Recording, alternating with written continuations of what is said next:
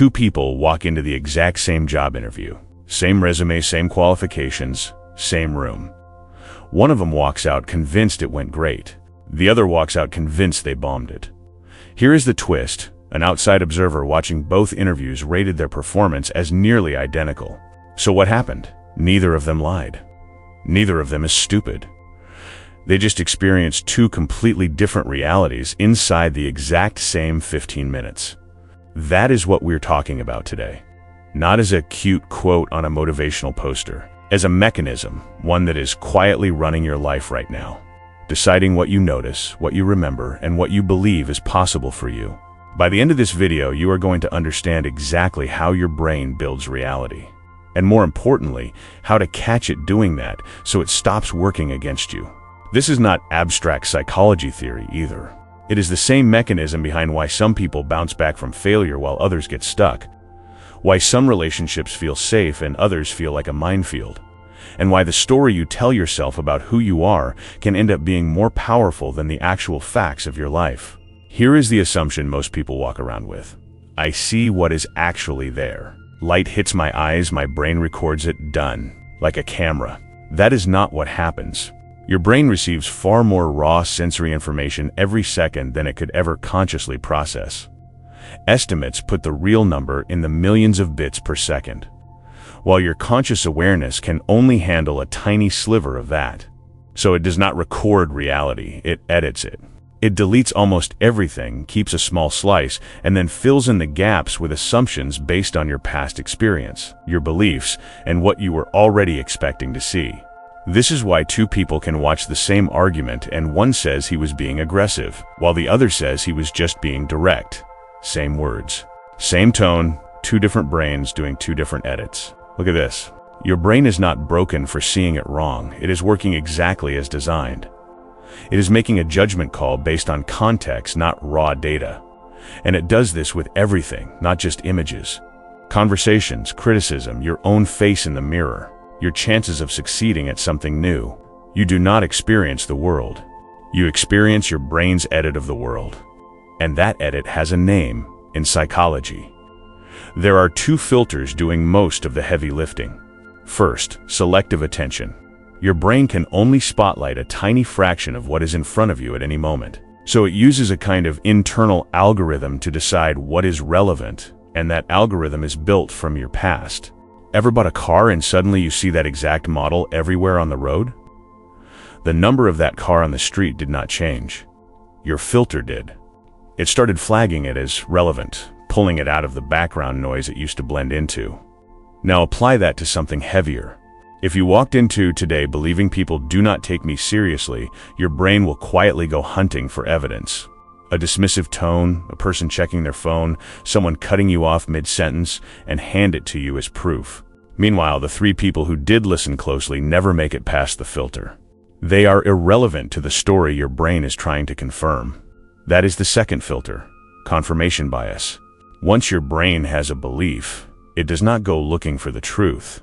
It goes looking for confirmation. It is not malicious. It is efficient. Searching for truth from scratch every time would be exhausting, so your brain shortcuts it. So instead, it takes a shortcut. Assume the existing belief is right, and just check for supporting evidence. The problem is, this shortcut feels exactly like objectivity from the inside. Nobody sitting there filtering their reality thinks, I am currently being biased. It just feels like, this is how things are. That is what makes it so hard to catch. It never announces itself. Which brings us to the part that actually changes outcomes. So far, this might sound like a fun fact about how the brain works. Here is why it actually matters. Perception does not just describe your reality. In a lot of cases, it creates the next version of it. Psychologists call this a self-fulfilling prophecy. Classic example. And it is a famous one. Teachers were told certain students in their class were late bloomers about to have a big intellectual growth spurt. In reality, those kids were picked completely at random, no different from anyone else. But by the end of the year, those randomly chosen kids showed measurably greater academic gains than their classmates. Nothing changed about the kids. What changed was how the teachers perceived them, and that perception shaped subtle things. More eye contact, more patience, more encouragement, more opportunities to answer. The perception became real, Not because it was true to begin with, but because people started acting on it as if it were true. Now run that same mechanism on you. If you perceive yourself as not a numbers person, you will unconsciously avoid situations that build number skills. Give up faster when it gets hard, and interpret struggle as proof you were right, instead of proof that you are new at it. The belief was not true when it started, but your behavior made it true, one small avoidance at a time. This is the loop. Belief leads to filtered attention, which leads to selective evidence, which leads to a reinforced belief, which leads to behavior that confirms it. And loops like this can run for years, even decades, completely unexamined, because they feel less like a belief and more like a fact about who you are. Nobody questions gravity. Most people do not question their self-image either. And it is not just about individual beliefs. Relationships run on this same mechanism. If you walk into a relationship expecting to be let down, you will notice every small delay, every distracted glance, every short reply, and quietly file them away as proof. Meanwhile, the affection, the effort, the small acts of care get filtered out because they do not fit the story you are already telling yourself. The other person does not need to change at all for the relationship to feel like it is falling apart in your mind. Your filter can do that entirely on its own. The same thing plays out at work. Two employees can receive identical, mildly critical feedback from a manager.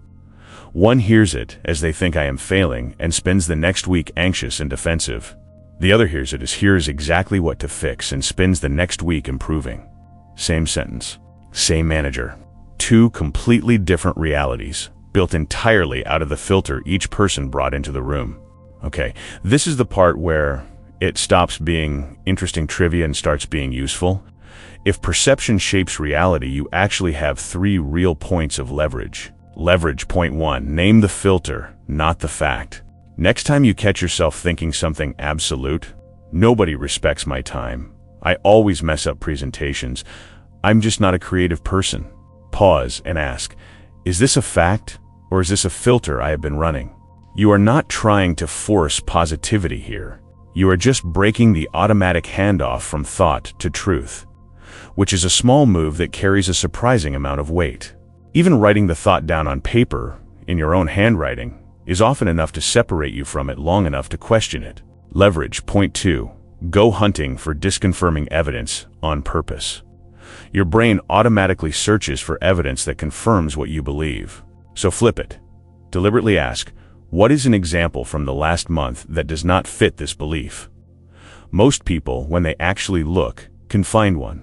That single crack is enough to stop the loop from running unquestioned, because a belief that has one clear exception is no longer an absolute law. It is just a pattern, and patterns can be renegotiated. Keep a running note of these exceptions somewhere you'll actually see it, because your default filter will try to forget them the moment you look away. Leverage point 3.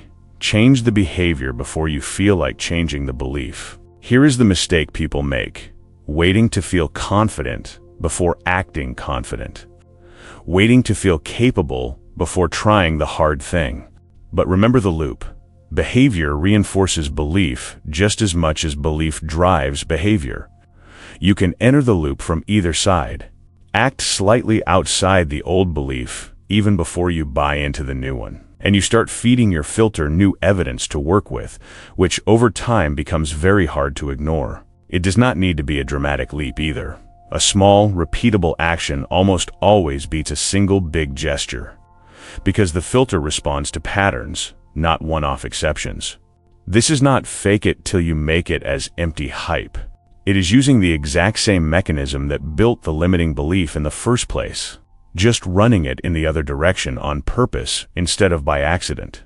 Go back to those 2 people from the top of the video, same interview, 2 different realities. Neither of them was lying. Neither of them was stupid. They were both just living inside their own edit of what happened, shaped by filters they never chose and never noticed. That is the uncomfortable and genuinely useful truth here. A huge amount of what you call how things are is actually how you've been trained to see them, which means it is not fixed. It is not who you are. It is a pattern, and patterns can be interrupted, sometimes with nothing more than a single well-timed question. You do not need to overhaul your entire personality this week. You need one moment the next time a familiar, absolute thought shows up, where you pause and ask, is this real, or is this just the filter talking? That single pause is where the loop breaks. It will not feel dramatic in the moment. Most real change does not. It feels more like a tiny hesitation before an old thought gets to run the show uncontested, and that hesitation, repeated enough times, is what eventually rewrites the pattern. If this shifted something for you, subscribe. I am breaking down more of the mental patterns quietly running your life every week. And drop a comment. What is one belief about yourself you are going to go test this week? See you next time.